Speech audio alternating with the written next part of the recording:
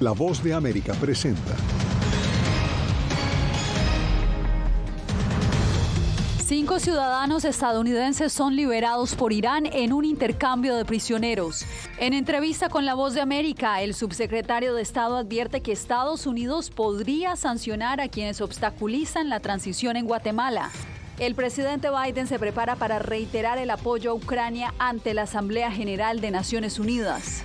Y ante una corte de Chicago compareció hoy Ovidio Guzmán, el hijo del Chapo.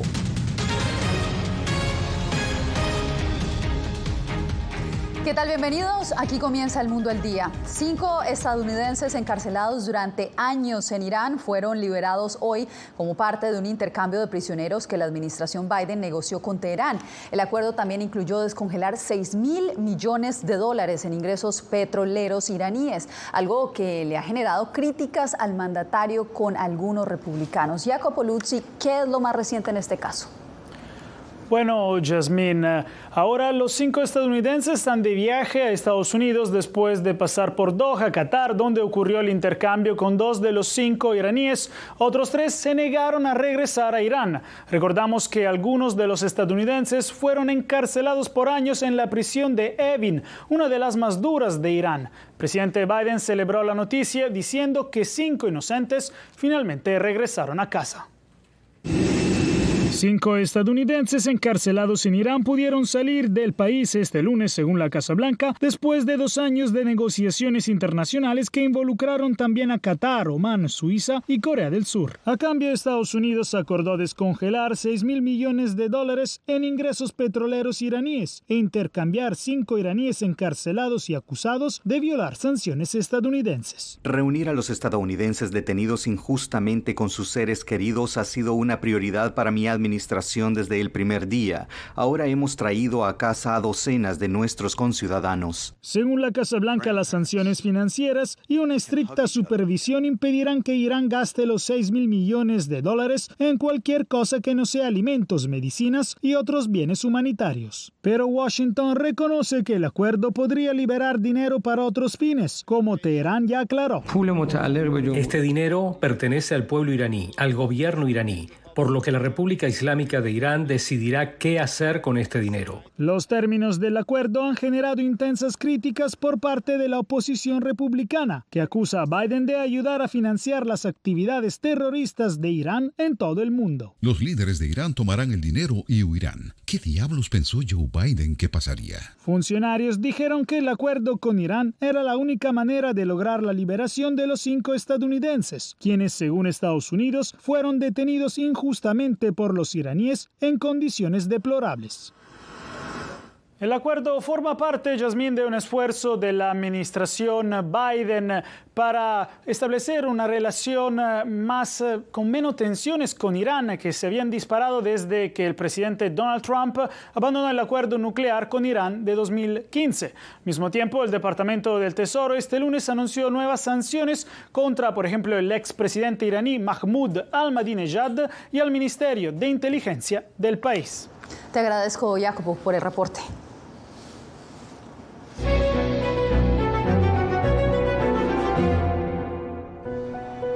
La Asamblea General de la ONU se lleva a cabo esta semana en Nueva York. Nuestros enviados especiales ya se encuentran en la sede del organismo, donde acudirán numerosos líderes mundiales. Celia Mendoza, este año participa el presidente de Guatemala, Alejandro Giammattei, y sobresale la situación política que está viviendo ese país en cuanto al proceso de transición de poder. Tú entrevistaste al subsecretario de Estado para el Hemisferio Occidental. ¿Qué te dijo Brian Nichols? Realmente fue enfático acerca de la situación actual del país y la necesidad que tiene su líder, en este caso el presidente de Guatemala, de hacer saber que es importante respetar no solamente la democracia, pero la transición presidencial, y lo que ha hecho el Ministerio Público simplemente no es aceptable. Este martes se anticipa la participación del presidente de Guatemala, Alejandro Yamatei, en la plenaria de la Asamblea General, tras los allanamientos realizados por el Ministerio Público a las instalaciones del Tribunal Supremo y que llevaron al presidente electo Bernardo Arévalo a suspender temporalmente la transición presidencial. Escalofriante. ¿Cómo es posible que hagan eso? Realmente es una brecha con todas las normas legales en Guatemala. Así describió esta situación en conversación con La Voz de América el subsecretario de Estado para Asuntos del Hemisferio Occidental, Brian Nichols, quien envió un mensaje a Yamatei. Dentro de las competencias y del presidente Yamatei, él tiene que pronunciarse a favor de la transición. Ha dicho que sí, pero también tiene que criticar los atentados en contra de la democracia, como de abrir urnas y revisar papeletas. Eso es inaceptable y él tiene que salir y decir eso. Nichols también se refirió a las acciones que la administración Biden está dispuesta a tomar, teniendo en cuenta que la fiscal general María Consuelo Porras ya está sancionada. Pero hay otras personas que también, tanto en el Ministerio Público como otros sectores de la sociedad, que están apoyando ese atentado contra la democracia. Nichols aseguró que espera que el presidente de Guatemala haga estas declaraciones y pida a los miembros del ministerio que paren las acciones en contra de la transición política lo antes posible. Yasmín. Te agradezco, Celia. Y ahora vamos con Jorge Agobián, porque se espera que el mensaje central del presidente Joe Biden este martes ante la Asamblea General sea en torno a Ucrania. Esto antes de encontrarse con su homólogo ucraniano Volodymyr Zelensky. Jorge, ¿qué otros detalles se conocen?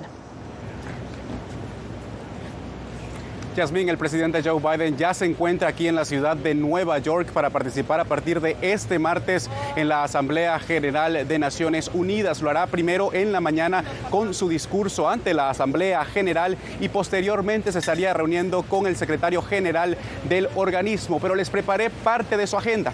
Esto es lo que hará. El presidente Joe Biden volverá a dialogar con líderes mundiales durante la Asamblea General de la ONU a celebrarse esta semana en Nueva York. En este momento vemos una señal de demanda más fuerte para un mayor compromiso estadounidense, para una mayor inversión estadounidense, para una mayor presencia estadounidense en todos los continentes y en todos los rincones del mundo. El asesor de Seguridad Nacional de la Casa Blanca, Jake Sullivan, adelantó que el mandatario profundizará alianzas para seguir apoyando a Ucrania ante la invasión rusa. Lo hará el martes cuando pronunciará su discurso ante la Asamblea General.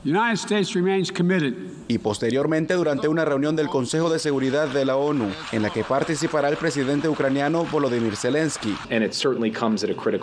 Y ciertamente esto llegará en un momento crítico en el que Rusia busca desesperadamente ayuda de países como Corea del Norte para su brutal guerra en Ucrania. Biden recibirá posteriormente el jueves al mandatario ucraniano en la Casa Blanca. Pero además de la tensión en Ucrania, Biden deberá balancear su agenda con temas clave, como la crisis climática y el desplazamiento sin precedentes de migrantes en todo el mundo, incluyendo el flujo desde América Latina y el Caribe hacia Estados Unidos. El tema migratorio será inevitable esta semana en Nueva York, no solo para la delegación estadounidense, debido a los recientes llamados de alarma enviados por agencias de Naciones Unidas por la profunda crisis migratoria que enfrenta el hemisferio occidental. El mandatario se mantendrá aquí en la ciudad de Nueva York hasta el próximo miércoles, pero este martes se espera también que se den los discursos de los presidentes de Brasil, El Salvador, Colombia, Argentina y Cuba, entre otros países. Por supuesto, estaremos aquí llevando las incidencias de esta Asamblea General. Vuelvo contigo, Yasmín. Gracias, Jorge. Y a pocas horas de que inician los discursos en la 78ª Asamblea General de la ONU, Ángela González nos reporta que hay urgencia para cumplir las metas de la agenda de sostenibilidad trazadas para el 2030, pero también escepticismo. Veamos. Será el momento para que los gobiernos expongan sus planes para el desarrollo sostenible. el fin de la pobreza y del hambre, la buena salud, educación de calidad, agua potable, igualdad de género, energía limpia, reducción de desigualdades y crecimiento económico son algunas de las 17 metas trazadas por la ONU para cumplir en el año 2030. Les insto a comprender que el desarrollo sostenible es de hecho el mejor plan de negocios, que defender los derechos humanos, anteponer las personas a las ganancias rápidas y proteger el planeta y sus dones naturales son inversiones en la prosperidad futura de todos. Es literalmente la hora de la verdad. Es hora de arremangarse y hacer realidad nuestras aspiraciones y promesas en beneficio de todos. Pero alcanzar estas metas para los países en vía de desarrollo y en el tiempo que queda será difícil. Para ese entonces, apenas 1/3 de los países lograrán reducir a la mitad los niveles de pobreza nacional. No eliminaremos el hambre como habíamos acordado. Por el contrario, actualmente 735 millones de personas padecen hambre crónica, una cifra superior a la registrada en el año 2015. A este ritmo, no podrá lograrse ninguno de los 17 Objetivos de Desarrollo Sostenible. Este martes inician los discursos de alto nivel con las intervenciones de Estados Unidos y Colombia, entre otros, durante la sesión de la mañana. Ángela González, Voz de América, Naciones Unidas, Nueva York.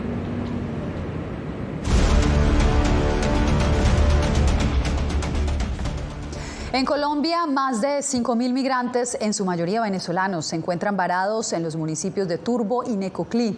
Yair Díaz nos reporta que temen ser deportados por Panamá al cruzar la selva del Darién.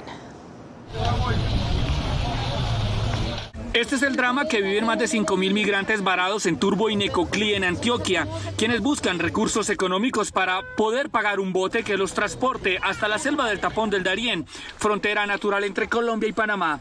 Nosotros llevamos 2 meses aquí y queremos, llegar a cumplir nuestro sueño, llegar a Estados Unidos para darle un mejor futuro a nuestros hijos, que estudien. Sí, yo quiero continuar porque he luchado mucho.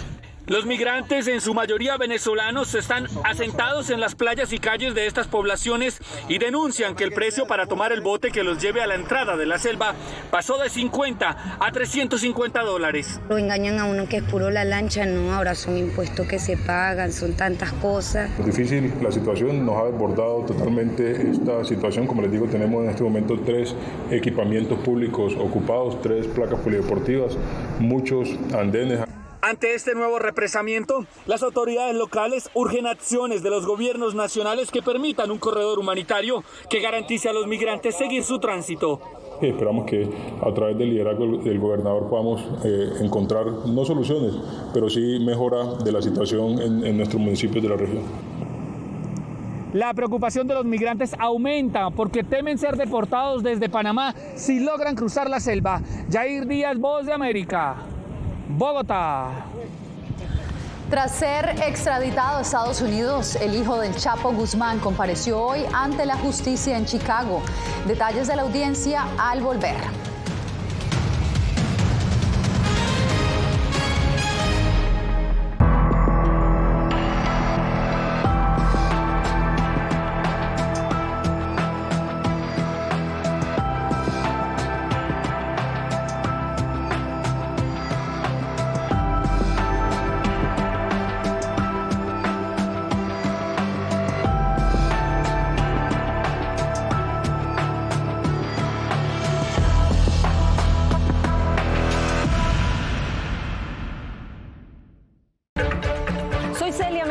Corresponsal internacional de La Voz de América.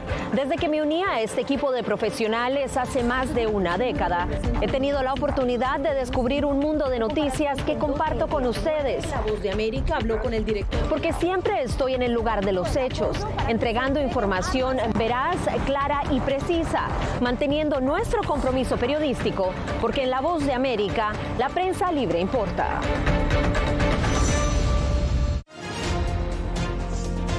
actualidad. Que la inteligencia artificial va a estar presente en nuestro día a día. Intentan sacarse de encima a trabajadores. Análisis. El cambio climático está teniendo muchísimos impactos que afecta siempre a los más vulnerables. La región necesita ayuda. Debate.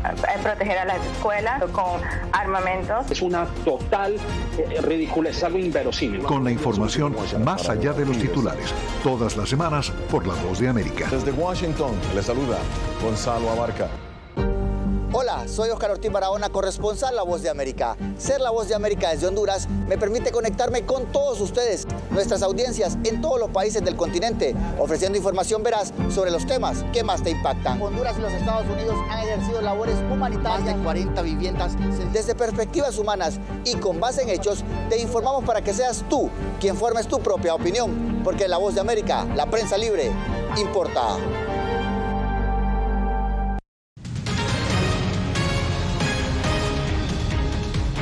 Ovidio Guzmán, hijo del narcotraficante mexicano Joaquín El Chapo Guzmán, compareció hoy en una corte federal en Chicago tras ser extraditado a Estados Unidos el fin de semana. Paula Díaz nos reporta que se declaró no culpable de los cargos de tráfico de drogas que le imputan. Ovidio Guzmán se declaró no culpable de los 5 cargos criminales en su contra, que incluyen tráfico de drogas y lavado de dinero, durante su primera comparecencia en una corte federal en Chicago. El hijo del Chapo es uno de los acusados en el caso presentado contra los miembros del cartel de Sinaloa y la organización criminal conocida como Los Chapitos. Es una audiencia inicial y lo que sucede es una audiencia muy breve.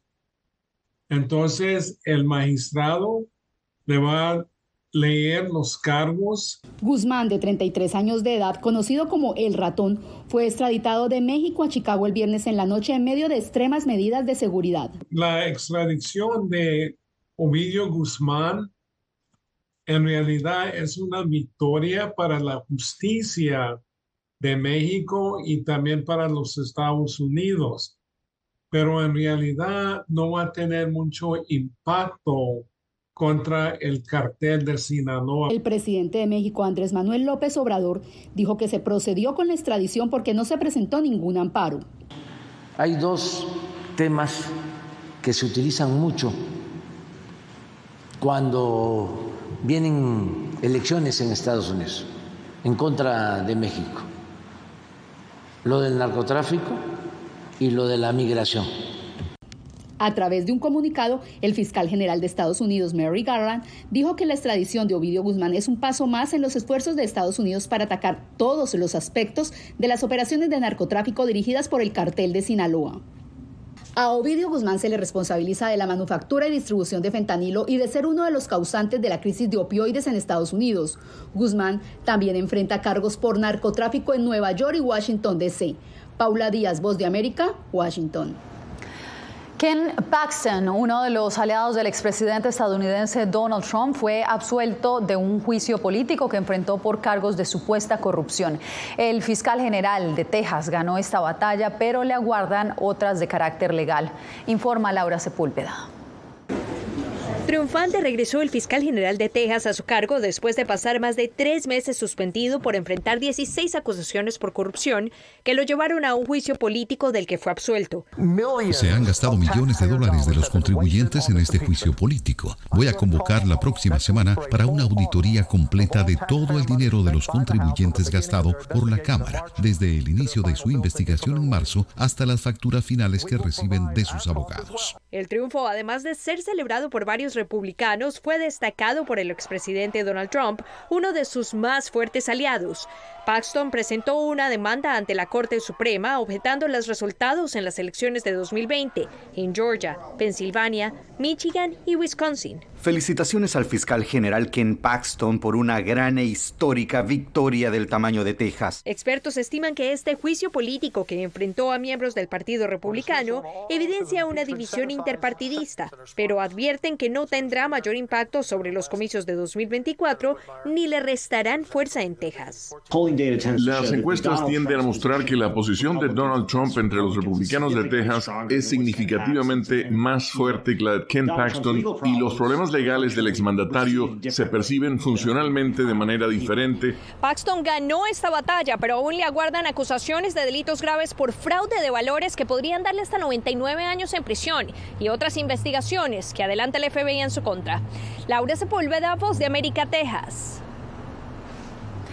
El expresidente Donald Trump concedió su primera entrevista a una televisora desde que dejó la Casa Blanca.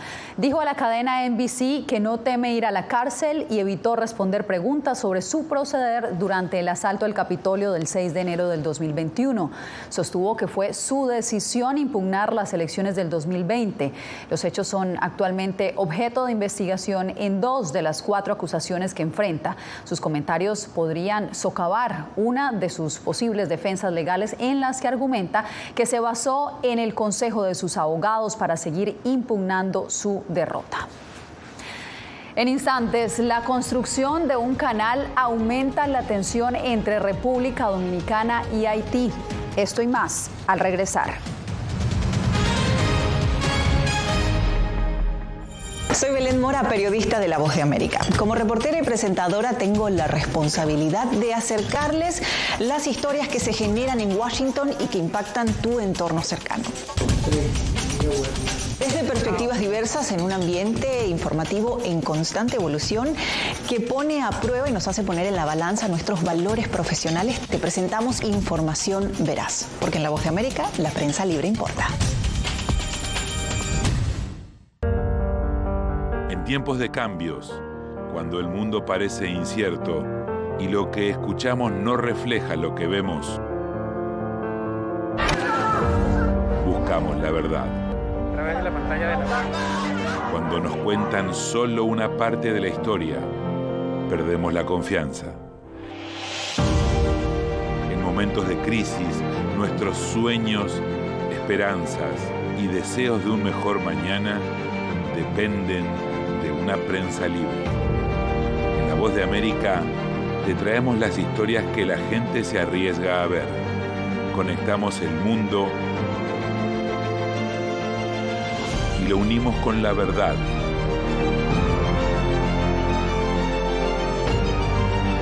En La Voz de América te presentamos el panorama completo.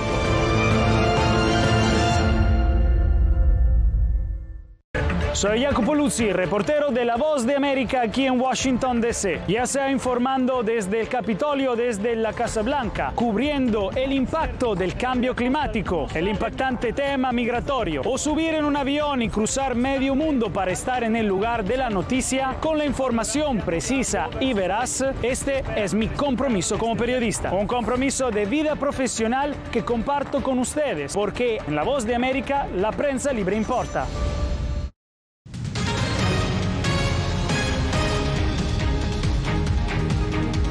El hijo del presidente Joe Biden, Hunter Biden, demandó este lunes al fisco estadounidense IRS por sus siglas en inglés, Servicio de Impuestos Internos de Estados Unidos, al que acusa de difundir ilegalmente sus declaraciones de impuestos. Hunter Biden, de 53 años, se encuentra en el centro de un escrutinio político por sus manejos fiscales, mientras que legisladores republicanos adelantan una investigación de juicio político contra su padre, Joe Biden, por supuestos manejos ilegales. Hasta ahora no han presentado evidencias. El presidente de República Dominicana, Luis Abinader, aseguró que mantendrá cerradas todas sus fronteras con Haití. La decisión ha exacerbado la tensión entre ambos países cuando Haití vive una crisis por el accionar de grupos armados. José Pernalete nos reporta.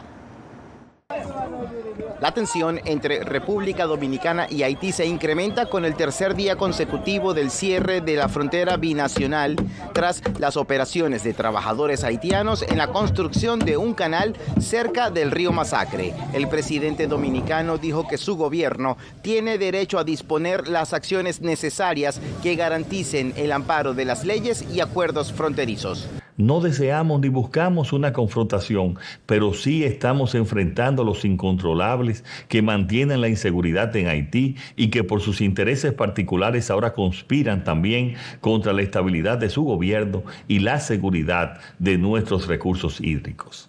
Una polémica que acapara la atención de la pequeña Haití en Miami. Nacionales de ese país reconocen que es un conflicto de larga data.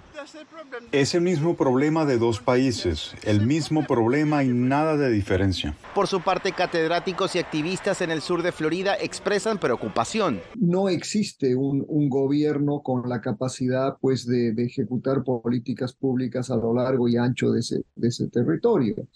Eso ha producido una situación de descontrol total. Hay personas inmigrantes buscando sobrevivir, buscando huir de situaciones muy difíciles. Entre tanto, la Cancillería de Haití insiste en una solución a través del diálogo y reitera en defender el derecho a la explotación de recursos naturales. José Pernalete, Voz de América, Miami. Si tiene su teléfono a la mano, lo invitamos a acceder a todo el contenido original de La Voz de América escaneando el código QR que está viendo en este momento en pantalla. Desde allí lo guiaremos a descargar nuestra aplicación VOA Plus. Allí podrá ver no solo nuestras noticias, también las series especiales y los documentales exclusivos que produce La Voz de América solo para ustedes. Cuando regresemos, Los Ángeles exalta el idioma y la literatura en español con el festival Léala.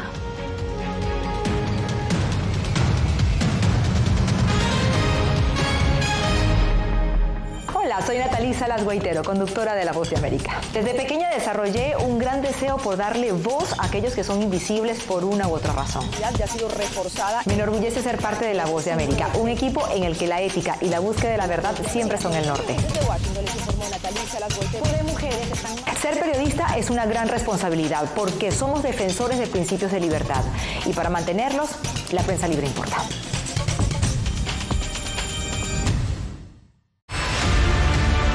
No concibo una democracia sin periodistas. El libreto manda a un conflicto constante con la prensa independiente, con los medios de comunicación. Periodismo, la prensa libre importa. Una coproducción de La Voz de América con nuestras afiliadas en la región.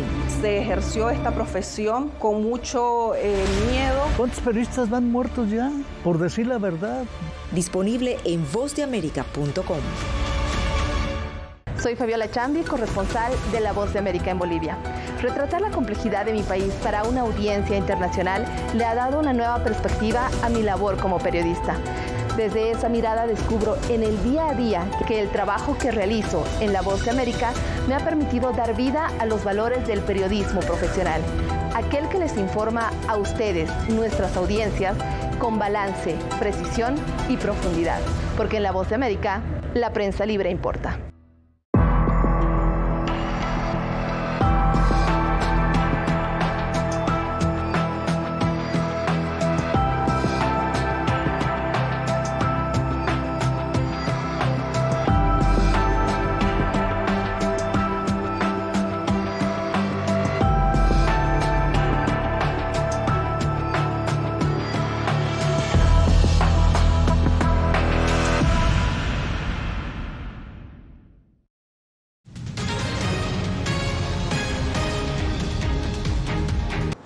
Regresó a Los Ángeles un evento que celebra el idioma, la cultura y la literatura en español. Verónica Villafañe visitó el festival Lea LA que se llevó a cabo en un centro emblemático de la ciudad. Veamos la historia. Con una oferta de cientos de libros en español, la Feria del Libro y Festival Literario Léala es una atracción imperdible para los amantes de la lectura como José Medina. Cada año que viene el festival vengo. Medina colecciona libros desde niño y suele comprar algún ejemplar en este evento. Deberían de serlo más seguido, no cada año, para darle más promoción a la gente, que leer es cultura. Esta feria, que tuvo sus inicios en 2011 y experimentó algunas interrupciones, volvió a la vida después de la pandemia.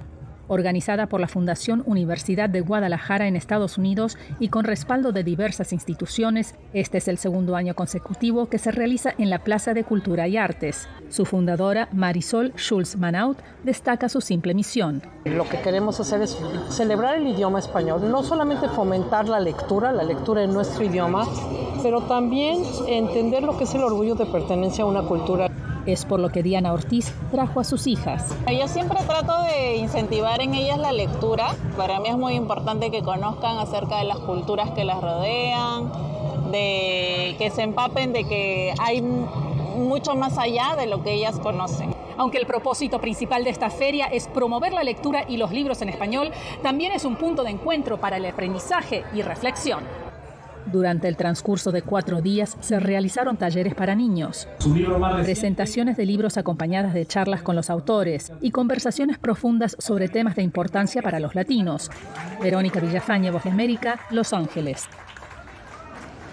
Este fin de semana, 2 cosmonautas rusos llegaron a la Estación Espacial Internacional para relevar a la tripulación que lleva 1 año y 7 días en el espacio. El astronauta de ascendencia salvadoreña Frank Rubio planea regresar a Tierra el 27 de septiembre, cuando habrá transcurrido 371 días en el espacio. Será la estadía estadounidense más prolongada. Reyes salió a órbita el 21 de septiembre del 2022 a bordo de la nave Soyuz MS-22. Con esta historia llegamos al final de esta emisión. Les informó Yasmín López.